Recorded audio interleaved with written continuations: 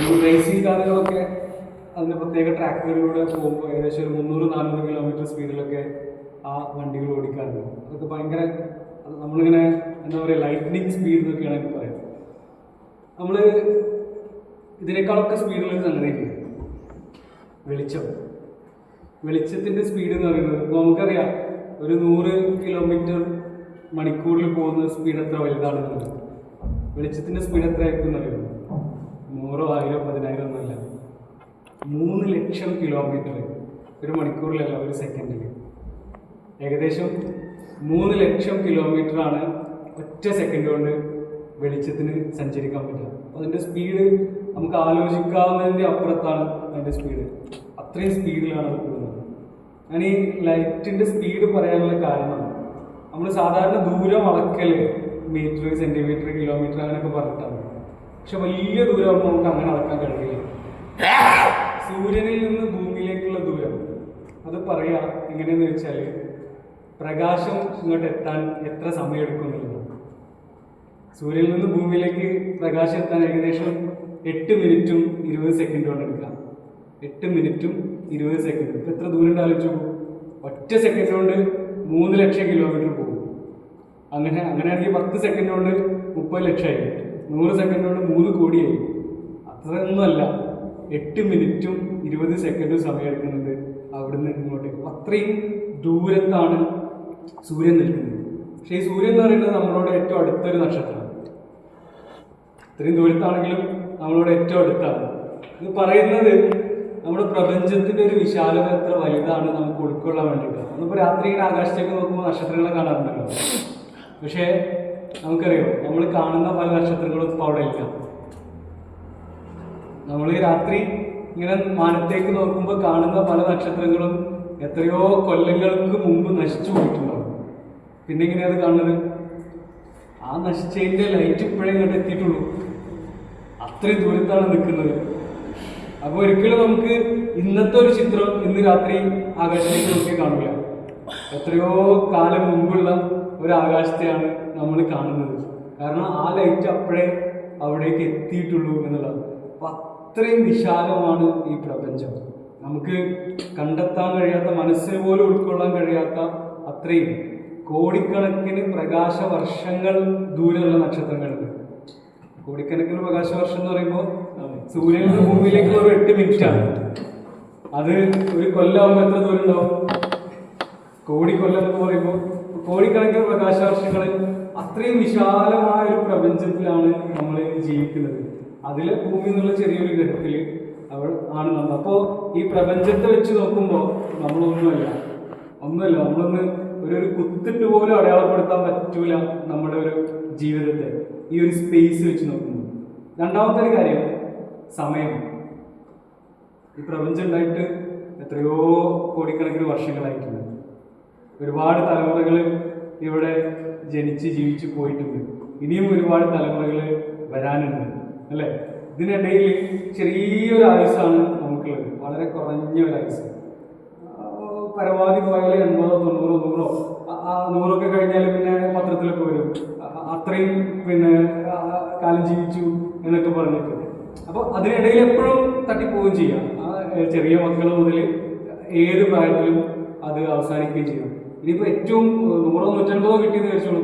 എന്നാൽ പോലും മൊത്തത്തിലുള്ള ഒരു സമയം വെച്ച് നോക്കുമ്പോൾ വളരെ കുറഞ്ഞ ഒരു സമയമാണ് നമുക്കുള്ളത്. അപ്പോൾ കുറഞ്ഞൊരു സ്പേസും വളരെ കുറഞ്ഞൊരു സമയമുള്ള ആൾക്കാരാണ് നമ്മൾ ഓരോരുത്തരും. ഈ നമുക്ക് പടച്ചോൻ നമുക്കുള്ളൊരു ഓഫർ എന്താണെന്ന് വെച്ചാൽ, ഇതിൻ്റെ ഒന്നും ഒരു പരിമിതി ഇല്ലാത്തൊരു ലോകത്തേക്ക് നമ്മൾ പറഞ്ഞേക്കും എന്നുള്ളതാണ്. ഈ കുറഞ്ഞ ആയുസ്സിൽ നമ്മൾ ചെയ്യുന്ന കാര്യങ്ങൾ കൊണ്ട് മരണത്തിന് ശേഷം പരലോകത്ത് വിചാരണ കഴിഞ്ഞ് സ്വർഗത്തിലാണ് എത്തുന്നതെങ്കിൽ അവിടുന്ന് അങ്ങോട്ട് അനന്തമായ ജീവിതമാണ്. പിന്നെ അവിടുന്ന് അങ്ങോട്ട് കാലത്തിന് കണക്കില്ല. നമുക്ക് കിട്ടുന്ന സൗകര്യങ്ങൾക്ക് കണക്കില്ല. ഏറ്റവും ചെറിയ ആൾക്ക് പോലും ഈ ഭൂമിയിൽ ഒരുപാട് രാജാക്കന്മാരുടെ അത്രയും വലിയ സംവിധാനമാണ് ഒരുക്കിയിട്ടുള്ളത് എന്നാണ് പറയുന്നത്. അപ്പം അങ്ങനെ ആകുമ്പോൾ അത്രയും വിശാലമായ ഒരു സൗകര്യങ്ങളും അനന്തമായ കാലവും നമുക്ക് തരുന്നത് ഈ ഒരു ചെറിയ ജീവിതത്തിൽ നമ്മൾ എന്ത് ചെയ്യുന്നു എന്നുള്ളത് നോക്കിയിട്ടാണ്. ഈ കുറഞ്ഞ ഒരു ലൈഫ് ടൈമിൽ നമ്മൾ എന്താണ് ചെയ്യുന്നത് എന്ന് നോക്കിയിട്ടാണ്. അപ്പോൾ ഈ ജന്മത്തിൽ നമുക്ക് ചെയ്തു തീർക്കാവുന്ന കാര്യങ്ങൾക്ക് ഒരു പരിമിതിയുണ്ട്. നമ്മൾ ഒരുപാട് തെറ്റുകളും ചെയ്യുന്നുണ്ടല്ലോ. ഈ നന്മ ചെയ്യുന്നതിൻ്റെ ഒക്കെ എത്രയോ ഇരട്ടി തെറ്റുകൾ സ്വാഭാവികമായിട്ടും നമ്മളങ്ങനെ ചെയ്തുകൊണ്ടിരിക്കുന്നുണ്ട്. അപ്പോൾ അവസാനം തൂക്കി നോക്കുമ്പോൾ തെറ്റിൻ്റെ കനം കൂടാനുള്ള സാധ്യത വളരെ കൂടുതലാണ്. അങ്ങനെ വരുന്ന സമയത്ത് നമുക്ക് രക്ഷപ്പെടാൻ വേണ്ടി പഠിച്ചു തന്നിട്ടുള്ള ഒരു മാർഗമാണ് ഇവിടെ ചെയ്തു വെച്ച കാര്യങ്ങൾക്ക് നമ്മൾ മരിച്ചു കഴിഞ്ഞാലും പ്രതിഫലം ഇങ്ങനെ കിട്ടിക്കൊണ്ടേയിരിക്കുക എന്നുള്ളത്. മരിച്ചാലും പ്രതിഫലം ഇങ്ങനെ വന്നുകൊണ്ടേയിരിക്കുക. അങ്ങനെ വന്നുകൊണ്ടിരിക്കുകയാണെങ്കിൽ നമ്മുടെ അക്കൗണ്ടിൽ അങ്ങനെ കൂടിക്കൊണ്ടിരിക്കും. ഞാനിത് പറഞ്ഞത് ഈ അലിബിനെ പോലെയുള്ള ഒരു സംവിധാനം ശരിക്ക് ഈ ഒരു അർത്ഥത്തിൽ ആലോചിക്കുമ്പോൾ ഈ കുറഞ്ഞ ജീവിതത്തിൽ നമ്മുടെ ഈ കുറഞ്ഞ ഒരായുസിനിടയിൽ നമ്മൾ ഏതാനും മണിക്കൂറുകളോ ദിവസങ്ങളോ ഒക്കെ ഇതിനു വേണ്ടി ചെലവഴിക്കുന്നത് സത്യത്തിൽ അനന്തമായ ഒരു ജീവിതത്തിലേക്കുള്ള ഒരു മുതൽക്കൂട്ടാവാൻ വേണ്ടിയാണ്. കാരണം ഒരു നല്ലൊരു പദ്ധതി തുടങ്ങി വെക്കുന്നത് നല്ല നിയത്തോടു കൂടിയാണെങ്കിൽ ആ ആളുകൾക്ക് അത് എത്ര കാലം നിലനിൽക്കുന്നോ അത്രയും കാലത്തെ പ്രതിഫലം ലഭിച്ചുകൊണ്ടേയിരിക്കും എന്നുള്ളതാണല്ലോ സദഖത്തുൻ ജാരിയ എന്നാണല്ലോ. അപ്പോൾ ഈ ഒരു സംവിധാനത്തിൽ നമ്മൾ പ്രവർത്തിക്കുന്നത് ഇത് എത്രത്തോളം കാലം ഇവിടെ ആവശ്യമുണ്ടോ അത്രയും കാലം ഇവിടെ നിലനിന്ന് പോകണം, അതിൽ നിന്ന് പടച്ചവന്റെ അനുഗ്രഹം ലഭിക്കണം എന്നുള്ള ഒരു നിയമത്തോടു കൂടിയാണെങ്കിൽ നമ്മൾ മരിച്ചാലും ഈ ഒരു പുണ്യകർമ്മം നിലനിൽക്കുന്നിടത്തോളം കാലം നമുക്കിങ്ങനെ അതിൻ്റെ പ്രതിഫലം വന്നുകൊണ്ടേയിരിക്കും. അങ്ങനെയുള്ള കുറച്ച് സംഗതികൾ നമ്മൾ ഉണ്ടാക്കിയെടുത്തിട്ട് മരണപ്പെട്ടു പോയാൽ മാത്രമേ നമുക്ക് രക്ഷപ്പെടാനുള്ള എന്തെങ്കിലും ഒരു സാധ്യതയുള്ളൂ. കാരണം അല്ലാത്തതൊക്കെ അതിനൊക്കെ എത്രയോ ഇരട്ടി നമ്മൾ തിന്മകൾ ചെയ്യുന്നത് കൊണ്ടുള്ള പ്രശ്നം അവിടെ വരും. അപ്പോൾ ഇതിലേക്ക് ചെയ്യുന്ന എല്ലാ സംഗതികളും, അപ്പോൾ അതിലേക്ക് കൊടുക്കുന്ന സംഭാവനയാവട്ടെ, ഇതിലേക്കുള്ള അധ്വാനമാവട്ടെ, ഇതിനെക്കുറിച്ചുള്ള ചിന്തകളാവട്ടെ, ഇതിനെക്കുറിച്ച് പ്രോജക്റ്റുകൾ ഉണ്ടാക്കുന്നതാവട്ടെ, അങ്ങനെയുള്ള ഏത് കാര്യങ്ങളാണെങ്കിലും അതൊക്കെ അത്തരത്തിൽ നമുക്ക് ഭാവിയിലേക്ക് ഉപകാരപ്പെടുന്ന ഒരു കാര്യമായിട്ട് മാറും. ശരിക്കും നമ്മൾ പാവങ്ങളെ സഹായിക്കുമ്പോൾ പാവങ്ങൾക്കല്ല സഹായം കിട്ടുന്നത്, നമുക്കാണ്. അവർക്ക് എന്താ നമ്മളെ മാസത്തിലൊരു കിറ്റ് കിട്ടുക എന്ന് പറഞ്ഞാൽ ഒരാളെ സംബന്ധിച്ചിടത്തോളം അത്ര വലിയ ഒരു സംഗതിയൊന്നും നമ്മൾ ചെയ്യുന്നില്ല. പക്ഷെ അവർ നമ്മളെക്കൊണ്ട് ചെയ്യാൻ പറ്റുന്ന സംഗതി ചെയ്യുന്നു എന്നേ ഉള്ളൂ. പക്ഷേ നമുക്ക് കിട്ടുന്നതാണ് അതിനേക്കാൾ എത്രയോ വലുത്. പടച്ചോൻ്റെ നമുക്ക് കിട്ടാനുള്ള കിറ്റാണ് നമ്മൾ കൊടുക്കുന്ന കിറ്റിനേക്കാൾ എത്രയോ വലുത്. അത് ലഭിക്കാനുള്ള ഒരു മാർഗമാണ് നമ്മൾ ഈ ചെയ്തുകൊണ്ടിരിക്കുന്നത് എന്ന്. അപ്പം അത് ആത്മാർത്ഥതയോടുകൂടി ചെയ്യുമ്പോൾ ലാ നുരീദു മിൻകും ജസാഅൻ വലാ ശുക്കൂറ എന്ന് പറഞ്ഞില്ലേ, അവരുടെ അടുത്ത് ഒരു പ്രതിഫലമോ ഒരു നന്ദി വാക്കോ ഒന്നും പ്രതീക്ഷിക്കാതെ പടച്ചവന്റെ വജിക്ക് മാത്രം ഉദ്ദേശിച്ച് ഈ കാര്യവുമായിട്ട് മുന്നോട്ട് പോകുമ്പോൾ തീർച്ചയായിട്ടും അതിൻ്റെ ഒരു അനുഗ്രഹം നമ്മളിൽ ഓരോരുത്തർക്കും വന്നു ചേരും. അത് ഇവിടുന്ന് കിട്ടും, ഭാവിയിൽ നിന്ന് കിട്ടും. കുടുങ്ങിയ ഒരാൾ സഹായിക്കുമ്പോൾ നമ്മൾ കുടുങ്ങുന്ന ഒരു സമയത്ത് പഠിച്ചാൽ നമ്മൾ സഹായിക്കണം. പലപ്പോഴും നമ്മൾ അറിഞ്ഞിട്ടുണ്ടാവില്ല, നമ്മൾ എന്തൊക്കെയോ കുടുക്കിൽപ്പെട്ടിട്ട് എങ്ങനെയൊക്കെയോ രക്ഷപ്പെട്ടു പോയിട്ടുണ്ടാവും. ആ രക്ഷപ്പെട്ടു പോകാനുള്ള ഒരു കാരണം പക്ഷേ ഇതായിരുന്നു. അപ്പോൾ അങ്ങനെ ഇത്തരത്തിലുള്ള കാര്യങ്ങൾ ചെയ്യുക എന്നുള്ളത്, അപ്പോൾ ചിലപ്പോൾ ചെറിയ സംഭാവനകൾ അതിലേക്ക് കൊടുക്കുക എന്നുള്ളത്, അതിനെ കുറിച്ച് പിന്നെ ഖുർആനിൽ പറഞ്ഞിട്ടുള്ളത് കമസലി ഹബ്ബ എന്ന ഒരു വിത്തിനെ പോലെ അല്ലെങ്കിൽ ഒരു ധാന്യത്തെ പോലെ, അതിൽ നിന്നിങ്ങനെ 7 കതിരുകൾ വരും, ആ ഓരോ കതിരിലും 100 ധാന്യങ്ങൾ വേറെ ഉണ്ടാവും എന്നുള്ളത്. ശരിക്കും നമ്മളൊരു ഒരു ആപ്പിള് ആലോചിച്ച് നോക്കും. ആപ്പിളിൻ്റെ ഒരു വലുപ്പവും വിത്തിൻ്റെ വലുപ്പവും. ആപ്പിൾ കഴിക്കുന്നത്, നമ്മളൊരു ആപ്പിൾ കഴിച്ചു എന്ന് വിചാരിക്കുക, ആപ്പിൾ മുഴുവനായിട്ട് നമ്മൾ കഴിച്ചു, മുഴുവനായിട്ട് കഴിച്ചാലും ബാക്കി നിൽക്കുന്നതാണ് അതിൻ്റെ കുരു, അല്ലേ? അതിൻ്റെ വിത്ത് നമ്മൾ കഴിക്കാറില്ല. ഈ ഒരു സാധനം നമ്മൾ കൊടുക്കുമ്പോൾ നമ്മുടെ ജീവിതത്തിലേക്ക് ആവശ്യമായിട്ടുള്ള സംഗതികളൊക്കെ നമ്മൾ ഉപയോഗപ്പെടുത്തിയിട്ട്, പിന്നെ ഇപ്പോൾ സക്കാത്തിൻ്റെ കാര്യമൊക്കെ പറയുമ്പോൾ 2.5% പറയുന്നത്, അത് ആപ്പിളിൻ്റെ വലിപ്പെടുത്ത് നോക്കുമ്പോൾ അതിൻ്റെ കുരു 2.5% തന്നെ ഉണ്ടാവുള്ളൂ.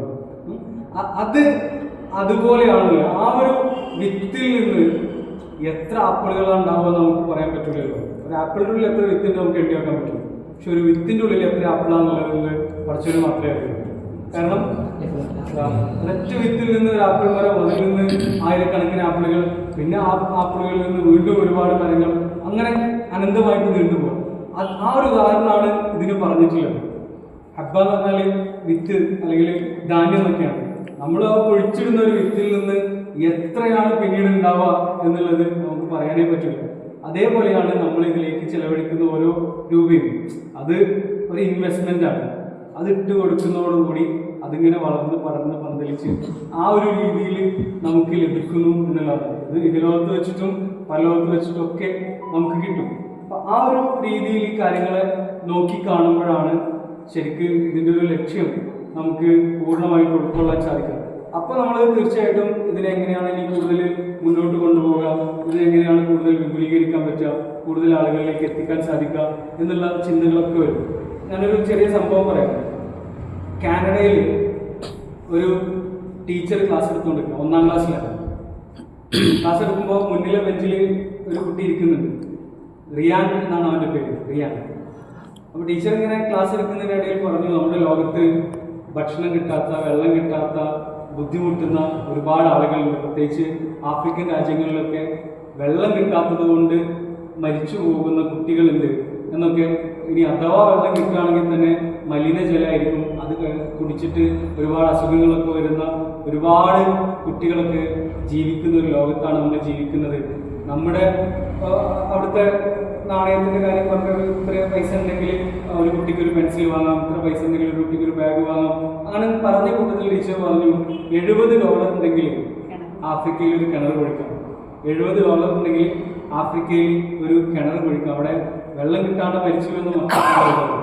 അപ്പോൾ ഇത് പിന്നെ വെറും കഥയല്ല കേട്ടോ, യഥാർത്ഥത്തിൽ നടന്ന സംഭവമാണ്.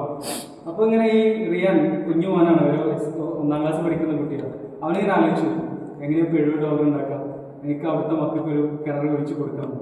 അങ്ങനെ ആ വീട്ടിൽ ചെന്നിട്ട് ഉപ്പാനോടും ഉമ്മാനോടൊക്കെ കാര്യം പറഞ്ഞു. അപ്പോൾ ഓരത് ചിരിച്ചു തള്ളി. കാരണം 1ാം ക്ലാസ് പഠിക്കുന്ന ഒരു കുട്ടി വന്നിട്ട് പറയുന്ന ഒരു കാര്യമല്ലേ.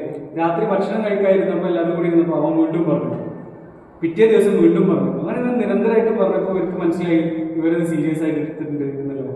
അപ്പോൾ അവൻ്റെ ഉപ്പ പറഞ്ഞു, ഒരു കാര്യം ചെയ്യാം, $70 എന്ന് പറയുന്നത് അത്ര ചെറിയ സംഖ്യയല്ല, വലിയ പൈസയാണ്. നമുക്കങ്ങനെ പെട്ടെന്ന് എടുത്തു തരാനുള്ള മാർഗം ഇല്ല.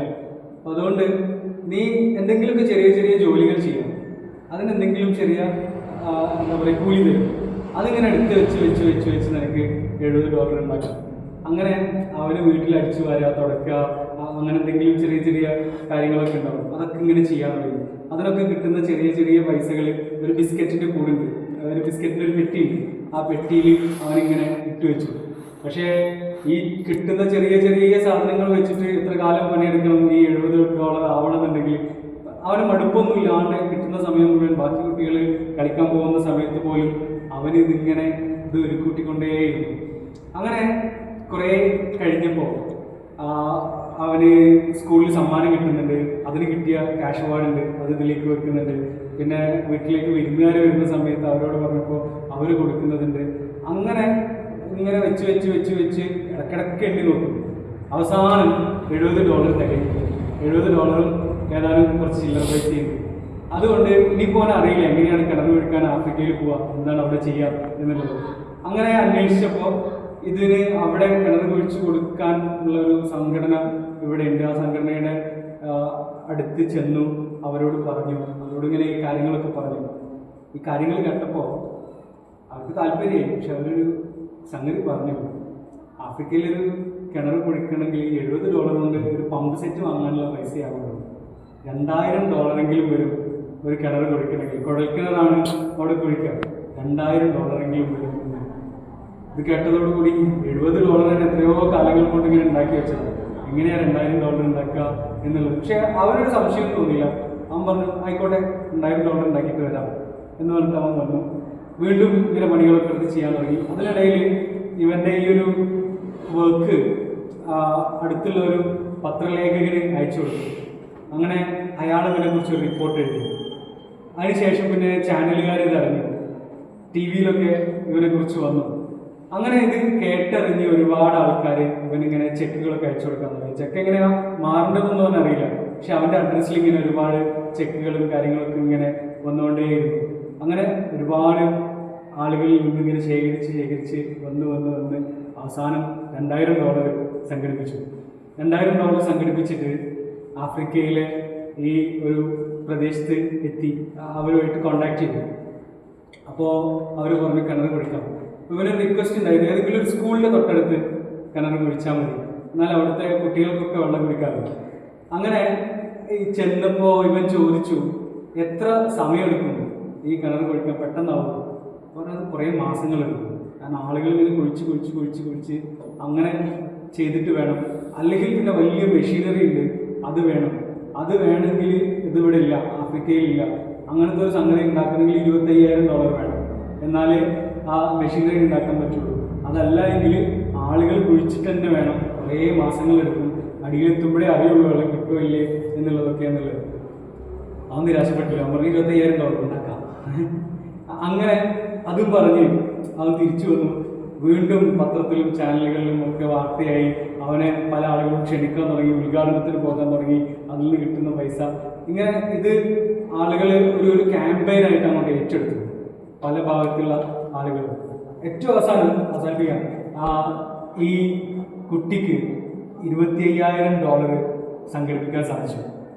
ആ ആഫ്രിക്കയിൽ ഇവന് മാത്രമല്ല, ഇനി ആര് കിണർ കുഴിക്കുമ്പോഴും ഈ ഒരു മെഷീനറി ഉപയോഗിച്ച് കുഴിക്കാൻ പറ്റുന്ന രീതിയിലുള്ള ഒരു സംവിധാനം ഉണ്ടാക്കിയെടുക്കാൻ അവന് പറ്റി. എന്നിട്ട് അവൻ പറഞ്ഞ സ്ഥലത്ത് കിണർ കുഴിച്ചു. എന്നിട്ട് അതിൻ്റെ ഉദ്ഘാടനത്തിൻ്റെ സമയത്ത് അവനെ വിളിക്കുന്നുണ്ട്. അവനിങ്ങനെ ഒരു ജീപ്പിൽ വന്ന് ഇറങ്ങുന്നുണ്ട്, നിക്കറും ബനിയനും ഒക്കെ ഇട്ടിട്ട് അവനിങ്ങനെ അവിടെ വന്ന് ഇറങ്ങുന്നുണ്ട്. അപ്പോൾ ആ ഗ്രാമത്തിലെ ആളുകൾ മുഴുവൻ അവിടെ അങ്ങനെ ചുറ്റും കൂടി നിൽക്കുന്നുണ്ട്. അവർ ഇങ്ങനെ റയാൻ എന്ന് പറഞ്ഞിട്ട് ഭയങ്കര എന്താ പറയുക ആവേശത്തോടു കൂടി വിളിച്ചു പറയുന്നത്. അപ്പോൾ ഇവങ്ങനെ ചോദിക്കുന്നുണ്ട്, അല്ല എൻ്റെ പേരൊക്കെ ഇവർക്കറിയോ? ഇവർക്ക് മാത്രമല്ല, ഈ നാട്ടിലുള്ള 100 കിലോമീറ്റർ ചുറ്റളവിൽ എല്ലാവർക്കും ഇതിനെക്കുറിച്ച് അറിയാം. അങ്ങനെ പിന്നെ അവിടെ ചെന്ന് ആ കിണറിൻ്റെ മുകളിൽ ഇങ്ങനെ പേരെഴുതി വെച്ചിട്ടുണ്ട്, റയാൻ്റെ കിണർ. എന്നിട്ട് ആ കിണർ നാടിന് വേണ്ടി സമർപ്പിക്കുകയാണ്. അതോടുകൂടി അത് അവസാനിച്ചില്ല. ഇപ്പോൾ റയാൻ വെൽ ഫൗണ്ടേഷൻ എന്ന് പറഞ്ഞിട്ടൊരു ഫൗണ്ടേഷൻ ഉണ്ട്. ലോകത്ത് ഇതേപോലെ വെള്ളം കിട്ടാണ്ട് ദുരിതം അനുഭവിക്കുന്ന നാടുകളിലെ ആളുകൾക്ക് 700-ലധികം കിണറുകൾ ആ ഒരു ഫൗണ്ടേഷൻ കുഴിച്ചു കൊടുത്തിട്ടുണ്ട്. അപ്പോൾ ഒരു 1ാം ക്ലാസ്സിൽ പഠിക്കുന്ന ഒരു കുട്ടിയുടെ മനസ്സിലുണ്ടായിട്ടുള്ള സ്വപ്നമാണ് അത്രയും വലിയൊരു രീതിയിലേക്ക് വളർന്നു വന്നത്. അപ്പം അങ്ങനെയാകുമ്പോൾ നമ്മൾ അലിവിനെ കുറിച്ച് കാണുന്ന സ്വപ്നങ്ങൾ തീർച്ചയായിട്ടും നമ്മുടെ ഉള്ളിൽ അങ്ങനെ ഒരു സ്വപ്നം ഉണ്ടായി വരുമ്പോഴാണ് അത് ആ ഒരു രീതിയിലേക്ക് വളർന്നു വരുന്നത്, അല്ലേ?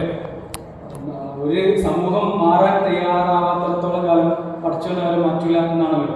നമ്മൾ ഈ അറിവിൻ്റെ ഒരു പദ്ധതി തുടങ്ങിയിട്ട് ഇതുമായിട്ട് മുന്നോട്ട് പോയ സമയത്ത് നമുക്ക് ആശങ്കകൾ ഉണ്ടായിരുന്നു, എത്ര കാലം മുന്നോട്ട് കൊണ്ടുപോകാൻ പറ്റും, എത്ര ആളുകൾക്ക് കൊടുക്കാൻ പറ്റുന്നത്. പക്ഷെ അൽഹംദുലില്ലാ 1 മാസം പോലും അടുത്ത മാസത്തേക്ക് വാങ്ങാനാണെങ്കിൽ എന്താ ചെയ്യുക എന്നാലോചിച്ച് ബുദ്ധിമുട്ടേണ്ട ഒരു ഗതി അറിവിന് ഇതുവരെ വന്നിട്ടില്ല.